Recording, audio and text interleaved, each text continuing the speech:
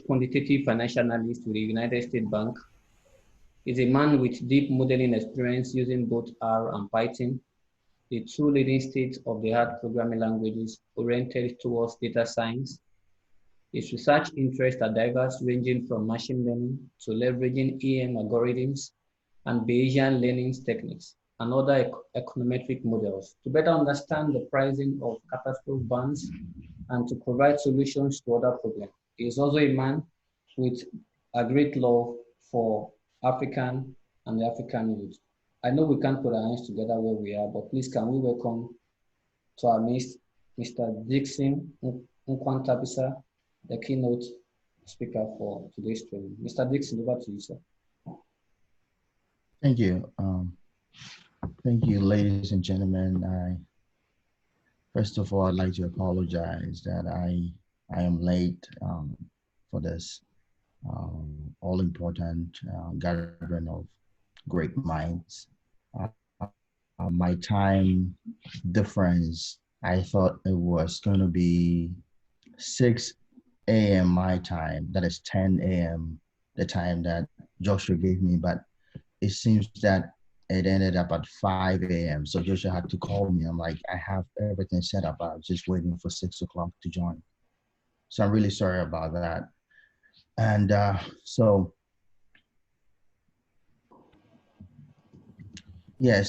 I just wanted to, a little bit of my background, like Joshua has explained, sort of whatever he said encapsulates what I do currently, but I just wanted people to know a little bit about me since we are all Africans and sort of share like my journey, where I started and where I came, where I am today. Okay, so please bear with me. I just want to share a slide with you quickly for those who cannot. I saw that in the comments, people are having issues with the internet, so I'd like to share it quickly so that. Let me see.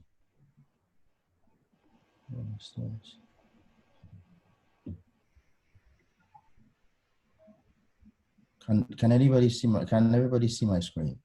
Yes, sir. Yeah. Yes, we can, sir. Okay, great.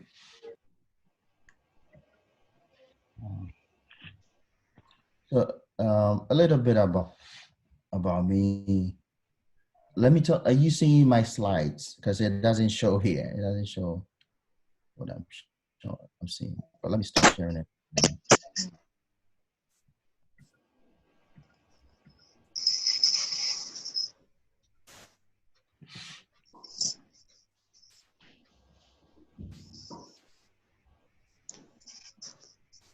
Yep. Yep. Can you see my slides? Yes. Yes, we can Yes, see. we can see. Okay. All right. So a little bit about me. So I started off as a mining, a geostatistician in the mining in Ghana. My background is in geological engineering. So I did some work in West Africa. Worked in Mali, Burkina Faso, Ghana, and Senegal. And after some time during the financial crisis of 2008, it was a boom for gold miners. So we were in business, and right after things started getting better, mining production started going down. So I got laid off, and I took whatever money that was given to me, and I went to the United Kingdom to do my MBA. And from there, I moved here to the United States, and I continue with my studies. I'm currently a doctoral candidate in finance, and I work, like Joshua mentioned, in the bank as a quantitative analyst. So that's a little bit about me. Today, I wanted to share, I just wanted to sort of start a dialogue with my fellow brothers and sisters in Africa and try to let us see a very bigger picture here when we're talking about this, our regression, alpha regression analysis is just the tip of the iceberg when we start to talk about data science, machine learning, and stuff like that, and what the impact is for Africans and the continent as a whole. Okay. So there's a data revolution. It's not only a data revolution. There's a big revolution going around the world, and Africa is playing or is going to play a very key role in this revolution. So before I start the talk, I just wanted to share with you, if you don't mind, as a short video. Okay, I just wanted to share with you a very short video about why, to put things in perspective, and then later we will join this data science thing to a more broader spectrum. Okay, so bear with me. So this video is, is any of you familiar with the African Institute of Mathematical Sciences? I think John, the one who was speaking before me, is a product of that school. But anyways, this video is something they had put together, and I want to share with you. I think it's very important.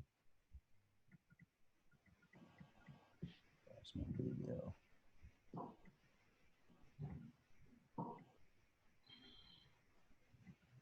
Gosh. All right. Let's look at first. I think my second video is not, for some reason, showing. So let's start with my this video. It talks about the global trends, things that are changing in the world, and how it affects Africans, and how it affects what we want. How this whole training that we are having now fits into that. Okay.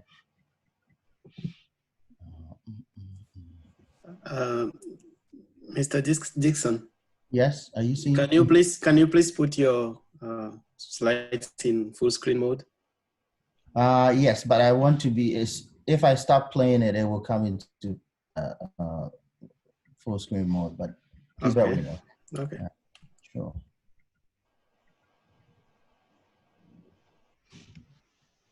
Well, technology, it fails you when you need it most. Let me see what I can do. I think there's a warning. You need to enable the content on your slides so you can play the video. You said come again? Warning, there's a warning. There's a security warning at the top of your slide. You need to enable content. So I think that's what is affecting the video from playing.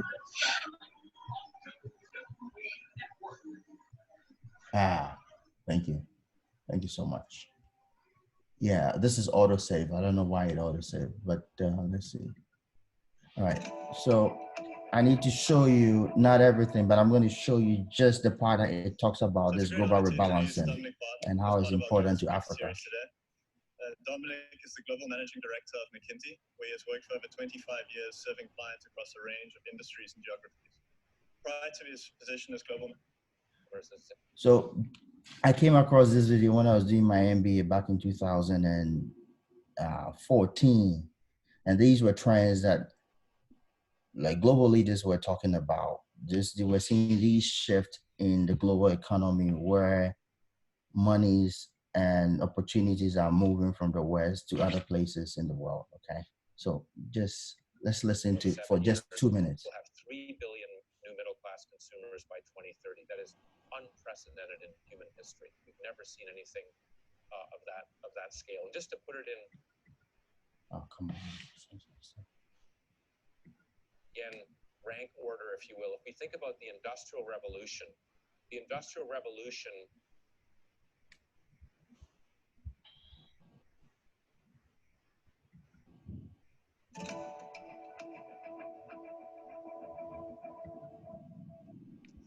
So it's a great honor to introduce Dominic Barton as part of our Global Speaker Series today.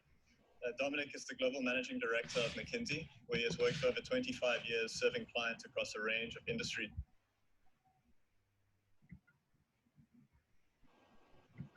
Of opportunity. business opportunities, but also a huge amount of challenge for us in terms of resources. But so this is the big shift, is this rural to urban shift. 1.2 million people a week. We're going to have 1 billion new middle class consumers, as I said, in about 7 years. We'll have 3 billion new middle class consumers by 2030. That is unprecedented in human history. We've never seen anything of that scale. And just to put it in again, rank order, if you will, if we think about the Industrial Revolution,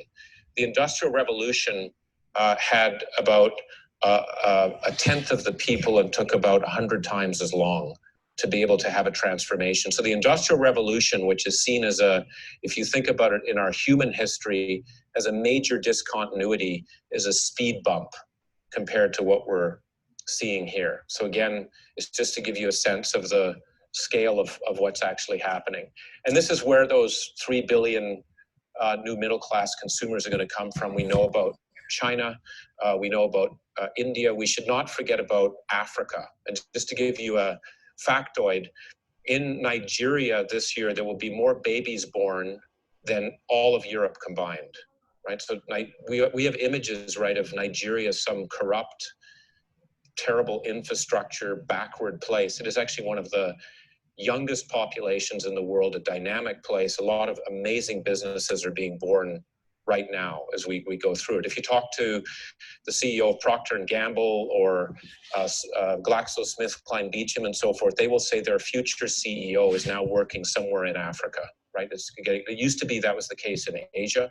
Africa's the place. And I could go, Brazil as well is also a big shift. But this again is something that's there. All I would say on that is, I'll get to this in a minute, as leaders, no matter what you do, whether you're going to invent a new technology or a new business, or whether you're going to work with an existing business, that's the world you're going to be leading in. And so when you think about your networks and the business people that you connect with, it's going to be vitally important that you know people in China and Brazil and Nigeria. It's very important. One of the things I'm trying to encourage very much in McKinsey is within your first 2 years in McKinsey, I want every single consultant to have met a Chinese executive, a Russian executive, a Brazilian executive, an Indian executive, and a Nigerian executive. You could pick different people, but I want them to meet these executives. Every executive is different. I'm not going to say they're representative, but there are differences in terms of how people think, in terms of. All right, I think so. We get the import of that 3 minutes video that we just watched. So basically, what has happened is that this revolution, what he calls, Dominic Batten, he calls it the global rebalancing, where you find that wealth and opportunities are moving from the West to Africa and Asia, right? And I mean, everything is clear. He talks about why, for instance, a country like Nigeria is going to play a very, very big role in the next 10 years to come, because they have the youngest population in the world. If you like, I can share these slides with Joshua. You can watch the video where he goes on to talk about so many things. Like he talks about Brazil, and he talks about China and India being now, they're going to have a lot of middle class, right? And when you have a lot of middle class people spend money. So when they have money, they want services, okay? And when they want services, there are so many services that can be provided to people in the middle class. And some of these things will, like moving forward, will be mostly data-driven solutions that they want. And there's a lot of opportunities for people like yourself that are gathered here doing these programs to be able to provide these needs for this billions of new middle class that are going to be coming up in Asia, Africa, and South America, right? So, I mean, there's a need for people like you and what you're doing, but there's a big shortage in the whole world. I mean, for instance, America has over 500,000 machine learning engineering jobs that are not being filled, and they're not going to be filled anytime soon. You see, so the first time I am into doing things like this. My project that I want to do is data curation, gather data for some specific particular data for African on the African continent, which investors need and they don't have it available. So the first time I saw Joshua on LinkedIn and I saw what he was doing, I said, this is great, because I tried to encourage him and told him, look, what you're doing is, there's a revolution, you know, basically the third world countries, I mean, people in the West see us like we are backward, right? They started things before us. But now what is currently happening is that we are all going through this technological revolution at the same time. So we are starting from a very equal footing, right? And data is available. Like, can you imagine that if not for our being an open source, how would we be able to, like, people, general masses of people, how would we be able to get access to this technology, right? So the data democratization, which is happening all over the world, has put this new advantage to everybody. It's not going to be just the West or Asia or Africans. We all have the same advantage here. So it's good that Joshua and Tag Nig is starting something like this, and I am really happy about the I'm happy about the participation and the way people are taking this seriously, because in my line of work, I started in 2017. I started getting interested in data science and machine learning and stuff like that, and I could see how it has propelled me just within 2 years, right, where I've got into and where I was previously. So it is something that people who get into it would have in this early stages, will have an early mover advantage, like they say in business. So even though there is a need for data science everywhere, we still have a big shortage. And our universities, not only in Africa, but even here in the US, do not prepare people or students for these kind of jobs that are already in high demand.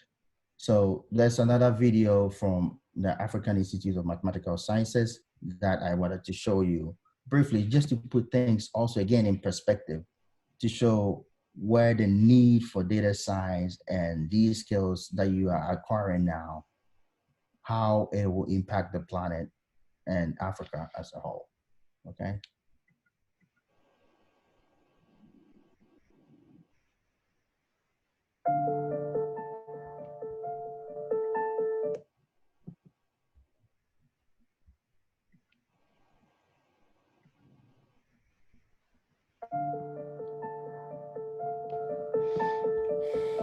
Did you know that 85% of jobs that will exist in 2030 haven't been invented yet? Yet every year, 11 million young Africans enter the job market with no prospects of being employed. In addition, employers complain that African higher learning institutions are not preparing students for the market. The African Institute for Mathematical Sciences, founded in 2003 by Professor Neil Turo, is working to change this narrative.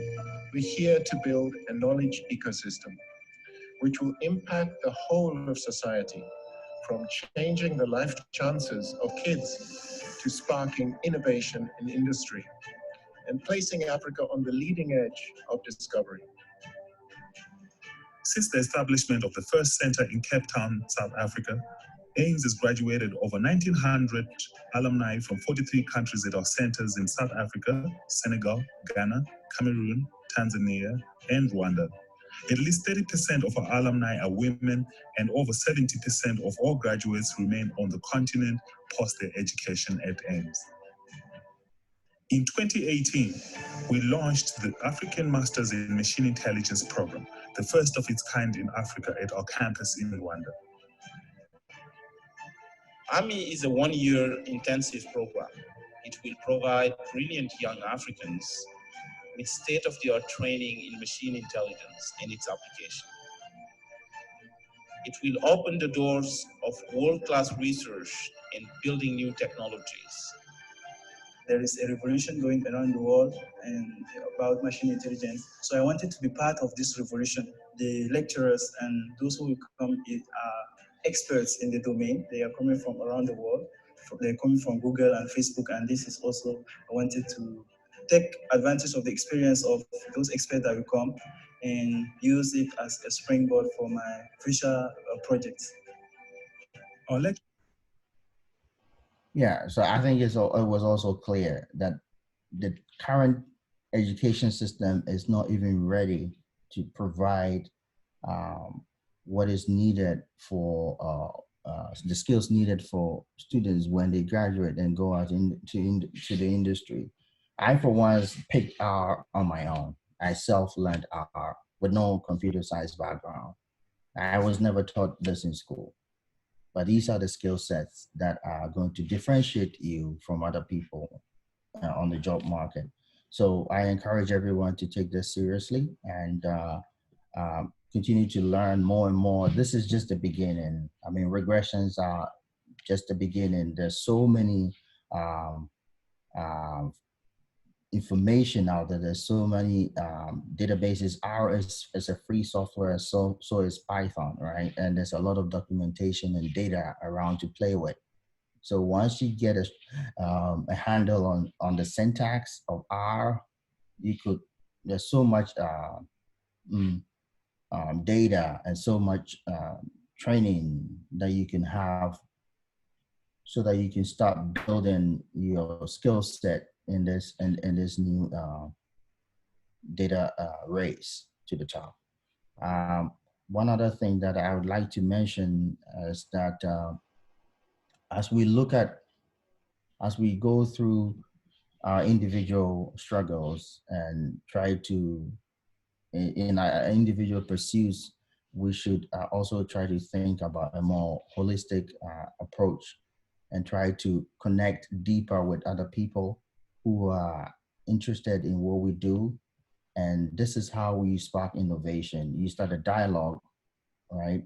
I mean, for instance, I met Joshua. I've not met him physically before, but then when he showcased what he was doing, okay, and I thought, now this is amazing. I'd like to be part of this. So we should, my advice is that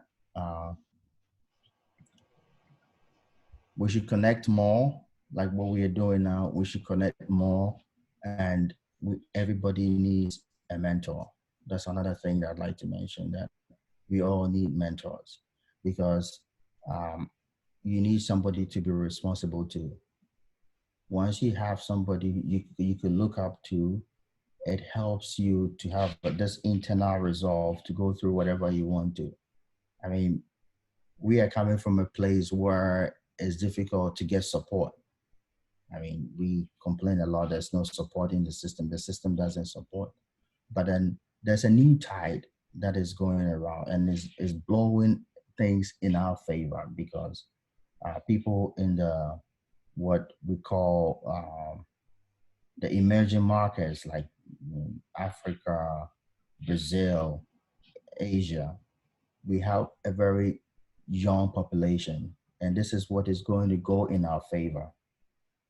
Irrespective of what is going to happen, the politics or anything, this is what is going to shift the power. But as the power shift is happening, we, the recipients of this benefit, are they prepared to handle the leadership challenge that is going to come in the future? Because how we see how analysts like myself working in the bank, and we see the inflow of money from the West to the emerging markets, what we see is that why is the money's moving from the West to to the emerging markets, like I mentioned, Africa, Brazil, and Asia, is because there's no much growth.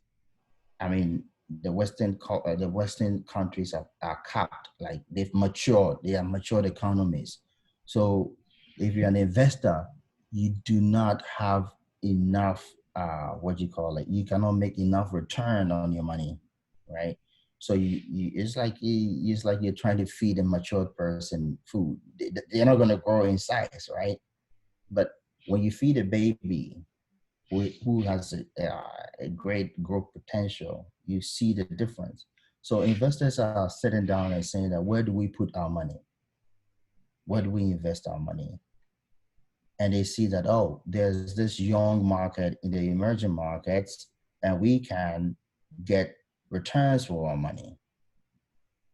And that is why they started looking at these emerging markets. Now, when they come and they want to invest the money, you're looking for people who have the skill sets, right, to be able to work with. But most of the time, they do not get these people. So it is imperative that we all start to think about this in a more broader spectrum. That I can give you an example. If, let's say, Google comes to, let's say Nigeria for an example, or goes to Brazil and says that we want some data scientists, we want people who know R, who know Python, who have some STEM education, and we want to bring them in, we're going to train them a little bit so that they could do the job, so that they don't have to import people to come to these countries to work. And when they ask that, they want people, we should be able to say that, yes, our educational system has prepared these young people to have the skill set that will be needed to drive innovation in these countries. I worked once I was doing R&D, research and development, for a private equity firm, and we were looking to invest in renewable energy, right? So they asked me to do a sort of a feasibility study, and it was very difficult to get data anywhere, right? And decision making is based on data, because if you telling people as an advisor, you're telling people that they should invest in something, you need to give them numbers, right? How much do you think they're going to make? What are the challenges and what are the opportunities involved? But without data, you cannot do anything. So one of the things that I also wanted to share right now with you young, bright minds is, whatever field that you find yourself in, right, you could start gathering data in that field, like whatever research that you are doing, right? Because the data is not out there, particularly in the emerging market. The data is not there. Even if it is, it's scattered, right? So you could start gathering data in whatever field. If you're doing some biology, or you're doing some finance, you're doing some whatever field that you find yourself in, you gather data that could be relevant to decision making. And I tell you what, one of the things that I myself, like I told you in the beginning, I'm doing is to build a database. You can monetize these data when you have it.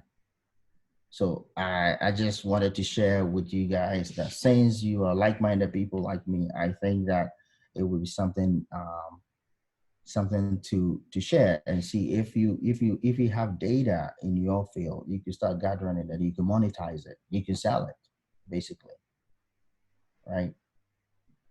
But there's some restrictions here and there. So these are some of the things I wanted to touch on. And one other thing is, we should try to showcase our talent. We should showcase our talent for visibility.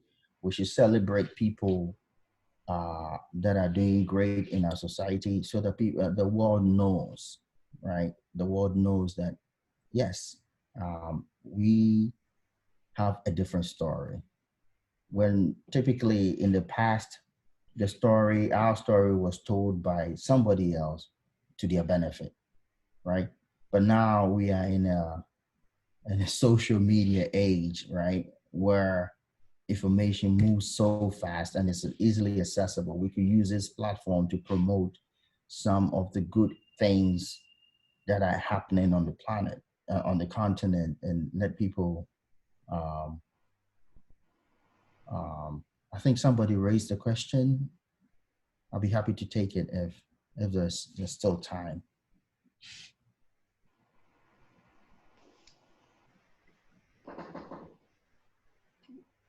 Hello? I don't think there is any question on the chat room. So I saw somebody raise their hand for a question. Okay. All right, Okay. no worries. Yeah. So we should like I was talking about developing startups, right? We could develop a lot of startups, small in our own way. We know people are business oriented because the system doesn't help us. So as you start to think about learning R, there's so many opportunities. If you're able to find a niche for yourself in data science and wherever you are, you're going to have an early mover advantage. Because by the time people get to know you already there, because this revolution has not started yet, right? And people like myself and other people who are in this field are still even currently enjoying that early mover advantage. So there's so many things you could create on your own with this data, like what I'm seeing AI Ghana, that is where I'm from in a way. Yeah, like, and something like what Tag is doing and these things. So the opportunities are boundless. And this new frontier is boundless. So many things that we could do. The only thing is to associate with like-minded people, which is very hard in this day. There's a lot of noise out there, okay? And to be able to stay focused and do whatever you want to do, you need to get people who think like you. And I'm very glad that Joshua and the people at Tag put this together to have people, like-minded people. There's a lot of brain power in the room right now. I mean, these are people are graduates and PhDs, and it's very rare to find these kind of associations. So once it happens, take advantage of it. Let's connect, let's share ideas, right? And then try to bring a revolution in the world, on the African continent. We don't need everybody to come on board, right? Change, you don't need everybody to understand or agree to what you're saying to be able to make an impact. You start somewhere, right? And like-minded people, when they see what you're doing, they will come on board and things can change. So my advice is let's connect more. I mean, we're in a pandemic, we don't move around so much, but it has also provided us with another platform where we can connect, right? I am sitting here in America. It's almost 6 a.m. You guys are, the majority of you are in Nigeria. I've seen somebody, I think from Brazil, right? A lot of South America, India, people are connecting in this way. So let's take advantage of this this so-called pandemic and then try to make an impact, better ourselves, and then try to spread the good tidings to everybody. So that is what I would say. And I want to personally thank Joshua for inviting me to be able to share the little that I have in terms of machine learning. I'm open to, you can connect with me on LinkedIn if you have any questions on how to break into this this new frontier. I'll be happy to share my insight, my 2 cents on that, and we can be a big virtual family. Thank you very much. Wow. Thank you so very much, Mr. Dickson. This is such a very great speech. I mean, a great address from our keynote speaker. Before you go, sir, there is just one thing I want to say about you to the people gathered here this morning and over there too in the morning. I just want to talk about how you've been such uh, an encourager to me. I remember when we met on LinkedIn, the very first time we had a Zoom section together, those words that you spoke to me, I mean, they are words that carries weight. And I can tell you one of the things that keeps me moving are some of those words you shared with me. So on this note, I sincerely want to appreciate you. I want to appreciate you, you know, for deeming it fit to be a part of us, for, I mean, your humility. Anytime I call on you, seek advice from you, you're always there to give us your advice that would move the organization forward. And just like you said, this is just like a tip of an iceberg. Subsequent programs that will be coming up would not but do but with carrying you along. I remember there was something we still have in mind, and that we'll discuss privately. And when it is fully matured, we can let it out to the public. Once again, I want to appreciate you, Mr. Dickson. And I also want to tell the house, I want to stress this particular part of connection, networking. I wrote on the chat room, I said, our keynote speaker, we can connect with him on LinkedIn. So I want to stress that part of networking. So let's try and, after the meeting, we can try and connect with our keynote speaker on LinkedIn. The name is very simple, Dickson Nkwantabisa. It took me time before I could get that name very well. Once you take the N out of the silent, it's Nkwantabisa. It's easier, right? Okay, Nkwantabisa. So once again, I want to appreciate you, sir. Thank you very much. In my dialect, we will say Eshi Kupo. Thank you. God bless you. So we'll be back again to Mr. John. He has taken us. Okay, sir. You want to say something? Yeah, one last thing is that remember that when you want to go alone, we wouldn't go far. Yes. So when you go together, then you go far, right? That's the saying in my language. So I want to go far, right? So I need other people to come along with me so that I can do that. Thank you very much, and I hope you guys enjoy your session. Oh, thank you very much. Thank you, sir. God bless you.